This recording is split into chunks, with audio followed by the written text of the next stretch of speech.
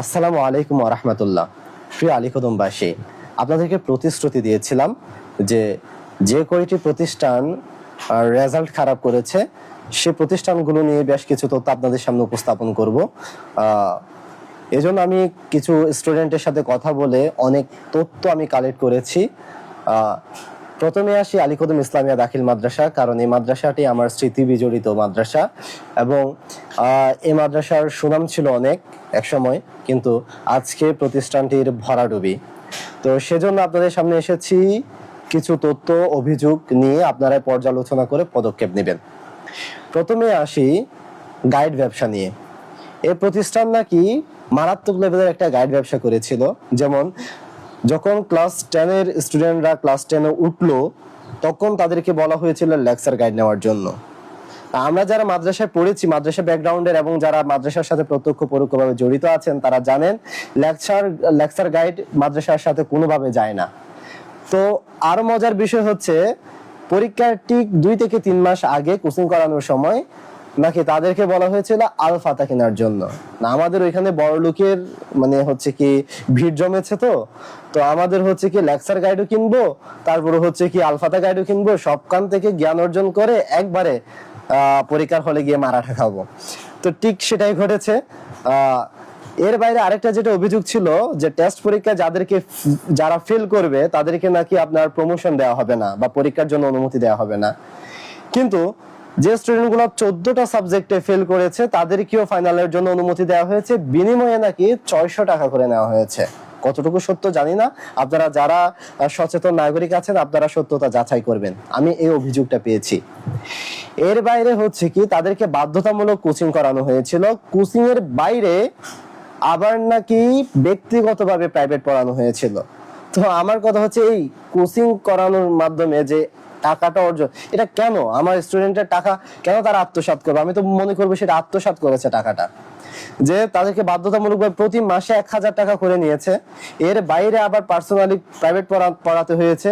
আর কোন টিচাররা, যে টিচাররা ক্লাস 6, 7, 8 থেকে পড়িয়ে আসছে তারা।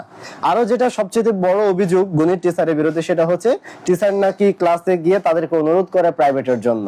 তার মানে কি এই টিচার জানেন যে তিনি ক্লাসে সর্বোচ্চটুকু দিতে পারবেন না, অথবা ইচ্ছা করেই দেন না যেন তার কাছে প্রাইভেট পড়ে। এর চাইতে জঘন্য বিষয় আর হইতে পারে না। আর যেটা 600 টাকা দিয়ে পরীক্ষার জন্য অনুমতি দেওয়া হয়েছে, এটা খুবই জঘন্য বিষয়। এটা কোন একটা মাদ্রাসা দিনী প্রতিষ্ঠান থেকে এটা আসলে কোনোভাবে কাম্য নয়। এবার আসি, আমরা তো টিচারের নামে অনেক অভিযোগ দিলাম, এখন কথা হচ্ছে এই টিচারের কাছ থেকে তো আমরাও পড়েছি। হ্যাঁ, তাহলে আমরা ভালো করেছি, আমাদের পরবর্তী প্রজন্ম তারা কেন ভালো করতে পারছে না? তো এটার একটা ছোট্ট উদাহরণ আপনাদের সামনে তুলে ধরি যে আমাদের মাতামুহুরী ডিগ্রি কলেজ জানেন, ওই প্রতিষ্ঠানে আমরা এইচএসসি সেন্টার পড়েছিল। তো আমি ওই প্রতিষ্ঠানে পরীক্ষা দিতে যাওয়ার পরে যখন হচ্ছে ওই প্রতিষ্ঠানের যে স্টুডেন্ট গুলো আছে তাদের থেকে জিজ্ঞেস করলাম, ভাই আপনাদের ওয়াশরুম কোন দিকে? একটা স্টুডেন্টও বলতে পারে না তাদের ওয়াশরুম কোন দিকে, অর্থাৎ তারা ক্লাসেও যায় না। তাহলে আলটিমেটলি দেখুন, স্টুডেন্টরা মানে স্কুলে যায় না, বাবা মায়ের কোনো খোঁজ খবর নেই। হ্যাঁ, পরীক্ষার সময় যায়, তো এই স্টুডেন্ট গুলো কেমনে ভালো রেজাল্ট করবে? তো আলটিমেটলি আপনি টিচারদের উপর দোষ দিলে হবে না, এটা আপনার অভিভাবকদেরও দোষ কোনোভাবে এড়ানো যায় না। আবার অভিভাবক বা স্টুডেন্টকে দোষ দিতে গেলে টিচারদের দোষ আলটিমেটলি আবার সামনে চলে আসে। কারণ এই ধরনের স্টুডেন্ট যারা যোগ্য না কলেজে পড়ার, যারা যোগ্য না ক্লাস 6 থেকে 7 ওঠার, যারা যোগ্য না এসএসসি পরীক্ষা দেওয়ার, তাদেরকে কেমনে আপনারা পরীক্ষা দেওয়ার জন্য পারমিশন দেন? তো এই ধরনের স্টুডেন্ট গুলো থাকার চাইতে না থাকাই ভালো। তা আপনারা টাকার জন্য, ইনকামের জন্য স্টুডেন্ট গুলো রাখেন, আবার ফেল করলে আবার আলটিমেটলি স্টুডেন্টের উপর দোষ দেন। তাহলে ঘুরে ফিরে কেন্দ্রটা হচ্ছে টিচারদের উপর। তা আমি মনে করব আমার পক্ষ থেকে পরামর্শ, ছোট মানুষ তারপরে যে কয়টা জিনিস না বললেই নয়, যে আমাদের যে কমিটিগুলো থাকে, প্রত্যেকটা প্রতিষ্ঠানের কমিটি খুবই বাজে অবস্থা। আমরা সবসময় রাজনৈতিক ব্যক্তিদেরকে প্রায়োরিটি দিই। আবার যারা সাংবাদিক আছেন তারাও মানে রাজনৈতিক দলের পক্ষপাতী, সবসময় হচ্ছে কি নেতার গুণগান বা পা চাটতে চাটতে তাদের দিন চলে যায়।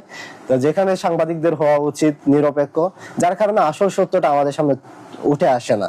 আর সবাই ইনকামের পিছনে, টাকার পিছনে দৌড়ায়, আমাদের এলাকার মান উন্নয়ন কোনোভাবে হচ্ছে না। তো এজন্য যারা সচেতন নাগরিক আছেন তাদেরকেই আমার অনুরোধ থাকবে, সন্তান আপনাদের খারাপ হলে আপনাদের সন্তানই খারাপ হচ্ছে, ভালো হলে আপনাদের সন্তানেরই সুনাম হচ্ছে। তো পদক্ষেপটা আপনারাই নেবেন, আপনাদের সামনে তুলে ধরলাম। আরো বিভিন্ন প্রতিষ্ঠান নিয়ে আরো তথ্য আছে, সেগুলো আস্তে আস্তে আসবে সামনে। আপাতত এতটুকুই। সবাই সুস্থ থাকবেন, দোয়া করবেন আমার জন্য। আসসালামু আলাইকুম ওয়া রাহমাতুল্লাহ।